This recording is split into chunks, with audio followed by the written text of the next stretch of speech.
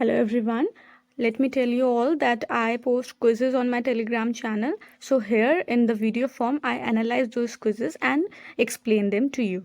So today's topic is self-growth and well-being. This is the lecture 4 and I'm going to discuss 10 quizzes of this topic. So this is my Telegram channel. You can search it by typing Psych Quiz 1 on Telegram. You will get that and you can attempt those. So those who haven't done yet, you can do so right now by pausing the video and you will get the explanation then. Question 1 is resilience is the process of adapting well in the time of adversity. The reason is a supportive living environment is the primary factor that affect resilience. Okay, तो resilience का मतलब क्या होता है? resilience का मतलब होता है कि जब भी हमारे लाइफ में कुछ भी ऐसा ट्रोमेटिक सिचुएशन आती है, ठीक है, तो उस ट्रॉमा के बाद हम वापस से अपने प्री ट्रॉमा फेज में लौट जाएं, हम ज़्यादा डिप्रेस ना हो उस सिचुएशन से, हमें एनजाइटी फील ना हो या हम किसी भी तरह से मेंटली डिस्टर्ब ना हो, ठीक है। हाँ, एक फेज़ है वो ट्रॉमेटिक होना उसमें लाजमी है, ठीक है, वो सारी चीज़ें होंगी, बट वापस से हम प्री ट्रॉमा सेल्फ में वापस आ जाएं, टू बाउंस बैक कर लें, ठीक है। तो दैट इज़ रेजिलियंस। उस फेज़ में ना रहें, उस फेज़ में बह ना जाएं, ठीक है, दैट इज़ कॉल्ड कि रेजिलियंस, आप अपने प्री सेल्फ में वापस आ जाओ। तो एडवर्सिटी के टाइम पे अडेप्ट वेल करना, तो इसको बोलते हैं resilience. This is correct. Then a supportive living environment is the primary factor that affects resilience. तो बहुत सारे फैक्टर्स होते हैं कि आप कैसे वापस आओगे अपनी प्री ट्रॉमा सेल्फ में। आप इमोशनली इंटेलिजेंट होने चाहिए, ठीक है, आपकी अडेप्टेशन अच्छी होनी चाहिए। तो देर आर वेरियस फैक्टर्स। तो उनमें से एक फैक्टर है कि आपका जो एनवायरनमेंट है आप वो सपोर्टिव हो, आपको वो सपोर्ट करे, एंड जहाँ भी आप रह रहे हो वहाँ पर पे आप सेफ फील करो, ठीक है। तो ये सारी चीज़ें होती हैं। So this is answer number 2 कि दोनों स्टेटमेंट करेक्ट हैं, but reason is not the correct explanation of assertion. I hope it's clear. Then ये क्वेश्चन था सितंबर 2020 का। Which of the following character strengths are included in the VIA classification of strength. तो VIA का मतलब होता है values and action inventory of strength. ये एक साइकोमेट्रिक टेस्ट है या एक इन्वेंट्री है, ठीक है, जिसमें 240 स्टेटमेंट्स हैं जो आपकी कैरेक्टर स्ट्रेंथ को मेजर करते हैं कि आपकी कैरेक्टर स्ट्रेंथ क्या है। कैरेक्टर स्ट्रेंथ का मतलब ये है कि आपके कैरेक्टर में कौन सी ऐसी 24 मेजर स्ट्रेंथ हैं आपकी, जो आपको मतलब जो आपको आप बनाती है, ठीक है। तो इसमें से इसमें एक टर्म आता है सिग्नेचर स्ट्रेंथ। तो जो आपकी कैरेक्टर स्ट्रेंथ की जो टॉप 5 स्ट्रेंथ्स होती हैं वो आपकी सिग्नेचर स्ट्रेंथ होती हैं। तो 24 कैरेक्टर स्ट्रेंथ्स है वो, I will give the list है। तो उनमें से कौन सी यहाँ पे नहीं है, इन चारों में से कौन सी वो कैरेक्टर स्ट्रेंथ नहीं है। सो रेजिलियंस जो स्ट्रेंथ है ये उस 24 इन्वेंट्री में मेंशन नहीं है।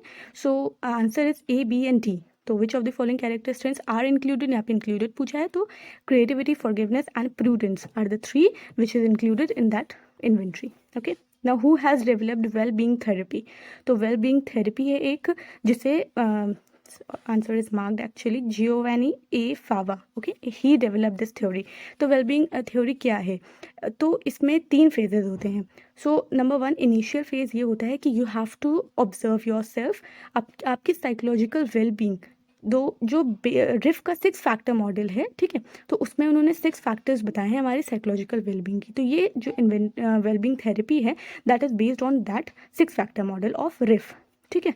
तो सबसे पहला इसका फेज़ ये होता है कि हमें ये ऑब्ज़र्व करना है कि हमारी जो वेलबींग है, साइकोलॉजिकल वेलबींग है, उसको ऑब्ज़र्व करना है, ठीक है। और वो फाइंड आउट करना है कि फिर सेकंड फेज़ ये आता है कि हमें ये देखना है कि कौन सी ऐसी चीज़ है जो हमें अपने उन 6 फैक्टर्स को पहुँचने में या वहाँ पे रीच करने में इंटरप्ट कर रही हैं, ठीक है। तो सेकेंड फेज हमारा ये हो गया। उसके बाद हमारी जो भी बिलीफ है, थॉट है, ये सारी चीज़ें हमें जब इंटरप्ट कर रही हैं कि हम वहाँ तक उस वेलबींग को अटेन नहीं कर पा रहे हैं, ओके।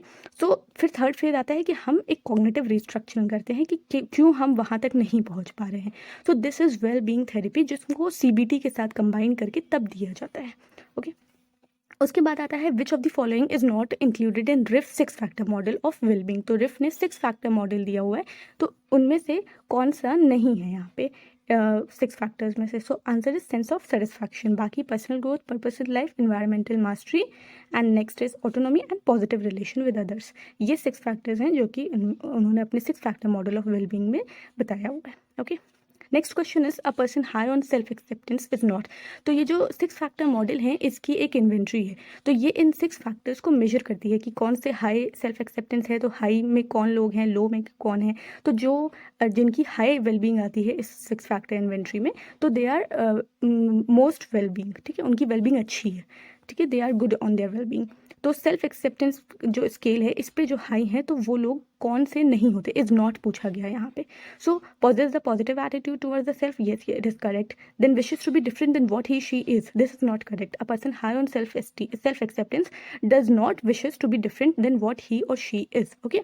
ये लो सेल्फ एक्सेप्टेंस का कैरेक्टरिस्टिक्स है। Then acknowledges and accepts multiple aspects of self, कि हमारे जो भी अच्छा हमारी हम सब में अच्छे भी ट्रेड्स होते हैं, नेगेटिव ट्रेड्स भी होते हैं। सो अपने नेगेटिव एस्पेक्ट्स को पहचानना और उसको एक्सेप्ट करना और उसको चेंज करने के लिए कोशिश करना, ठीक है। तो ये एक्नॉलेज करना और एक्सेप्ट करना अपने मल्टीपल एस्पेक्ट्स को, ठीक है, अपने सेल्फ के।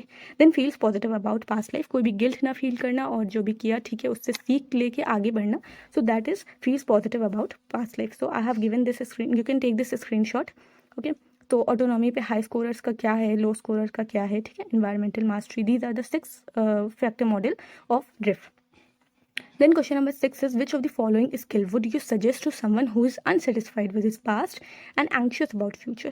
तो यहाँ पे ये पूछा है कि आप उनको कौन सी स्किल किसी को सजेस्ट करोगे जो अपने पास्ट लाइफ से अनसेटिस्फाइड है और फ्यूचर के लिए बहुत एंक्शियस है।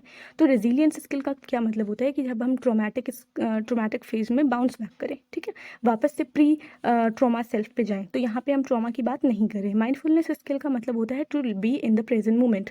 सो ये स्किल है which you will suggest to that person who is unsatisfied with his past and anxious about future।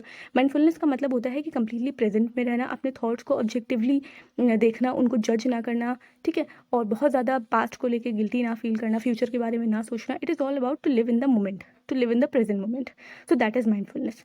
Then happiness skill, आप happiness skill you can suggest, but it is about कि अगर वो इंसान depressed होता या कोई ऐसी कंडीशन होती जहाँ वो हमेशा सेटिस्फाइड रहता, ठीक है, प्रेजेंट मोमेंट से भी अनसेटिस्फाइड रहता, सो तब आप हैप्पीनेस स्किल उसको सजेस्ट करते। देन पॉजिटिव थिंकिंग स्किल्स भी अगेन आप किसी ऐसे पर्सन को सजेस्ट करते जो हमेशा नेगेटिव हमेशा सोचता है। यहाँ पे क्वेश्चन में क्या पूछ रहा है, that who is unsatisfied with his past और एंग्शियस अबाउट फ्यूचर। तो माइंडफुलनेस स्किल इसका बेस्ट ऑप्शन होगा क्योंकि it talks about living in the present moment. Mindfulness का मतलब ही होता है to be in the present moment, to be aware of your thoughts, to be aware of your feelings, okay।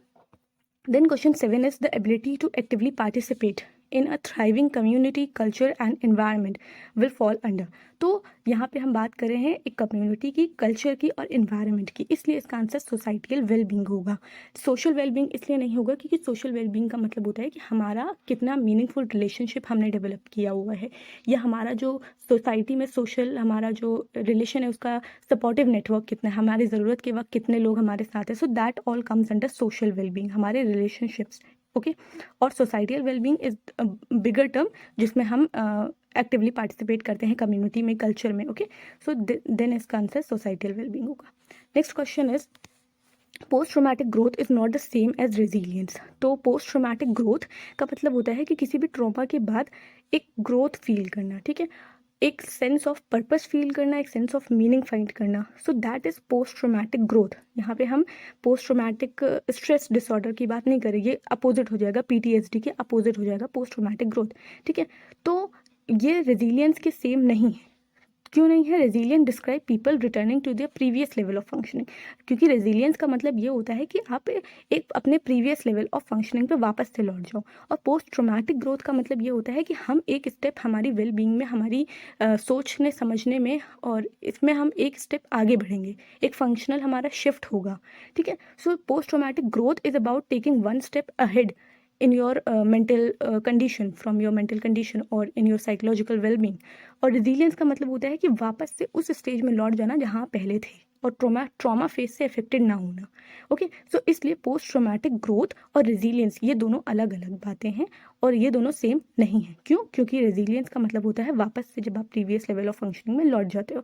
अभी यहाँ पे अगर पोस्ट ट्रोमैटिक ग्रोथ का भी अगर यहाँ पे रीज़न ये दिया होता है कि post traumatic growth means to take one step ahead, तब भी इसका आंसर यही होता है that A is correct and R is the correct explanation of A, क्योंकि वहाँ पे भी हम ये बता रहे होते हैं कि पोस्ट ट्रोमैटिक ग्रोथ क्यों नहीं है, कि यहाँ पे हमने रेजिलियंस डिस्क्राइब कर दिया है कि रेजिलियंस क्यों नहीं है। Then which of the following is false for hedonic wellbeing. Now दो तरह की वेलबींग होती हैं, हेडोनिक और यूडोमोनिक। तो हेडोनिक अप्रोच जो वेलबींग का होता है, इट इज़ ऑल अबाउट कि हमारे जो पॉजिटिव इफेक्ट है, हमारी जो पॉजिटिव फीलिंग्स है वो बढ़े, प्लेजर जो है वो हम गेन करें और पेन को अवॉइड करें, नेगेटिव इफेक्ट को कम करें, ठीक है, और जो लाइफ सेटिस्फैक्शन है ये हाई हो। तो यानी कि हेडोनिक अप्रोच का क्या होगा कि अगर कोई भी पर्सन हेडोनिक वेलबींग है उसका, तो इसका मतलब कि he is high on positive effect, यानी उसकी प्लेजेंट लाइफ अच्छी है, प्लेजर अटेनमेंट ज़्यादा है, पेन अवॉइडेंस कम है, पेन अवॉइडेंस है यानी कि कोई भी नेगेटिव इफेक्ट नहीं है, कोई भी उसको तकलीफ नहीं है, ठीक है, और सेटिस्फाइड है लाइफ में। It is about subjective wellbeing कि हैप्पी है और गुड लाइफ है, ओके है, ठीक है। So that is hedonic well-being. So it is the well-being with pleasure and happiness. Yes, it is correct. It is short term. It is correct क्योंकि जब तक कि आप किसी एक एक्टिविटी में एंगेज हो, आपको जब तक उससे प्लेजर मिल रहा है, तो वो आपका hedonic well-being होगा. It involves an individual realization of its true potential. ये नहीं होगा. This is about eudaimonic. Okay, eudaimonic में हम बात करते हैं मीनिंग की, ठीक है, सेल्फ एक्चुअलाइजेशन की, कि कोई भी या जो रॉजर्स का कॉन्सेप्ट है फुल्ली फंक्शनिंग पर्सन, तो ये इट इज़ यूडोमोनिक जो है वो बेस करता है, it is based on a premise that people feel happy if they experience life purpose, challenges and growth. Okay, so it बहुत सारे इसके फैक्टर्स है, लाइक फीलिंग ऑफ बिलोंगिंगनेस होनी चाहिए, social contribution, personal growth, self acceptance. तो ये सारी जब चीज़ें आती हैं वेलबींग में, तो हम यूडेमोनिक की बात करते हैं। तो की वर्ड आपको याद रखना है कि मीनिंग और पर्पस की जब हम बात करेंगे तो यूडेमोनिक की बात करेंगे। वहीं हेडोनिक में हम बात करते हैं प्लेजर अटेनमेंट की और पेन अवॉइडेंस की। ओके, और ये सब्जेक्टिव इन नेचर होता है, हर इंसान के लिए अलग अलग प्लेजर एक्टिविटीज़ होती हैं, तो it depends. Last question is eudaimonic wellbeing is happiness that comes from within. Okay, क्योंकि ये इट इज़ अबाउट कि हाँ आपको एक रियलाइजेशन होगा, ठीक है, सेल्फ एक्चुअलाइजेशन होगा, so it comes from your with in, आपकी अपनी सोच से ये चीज़ डेवलप होती है, ठीक है।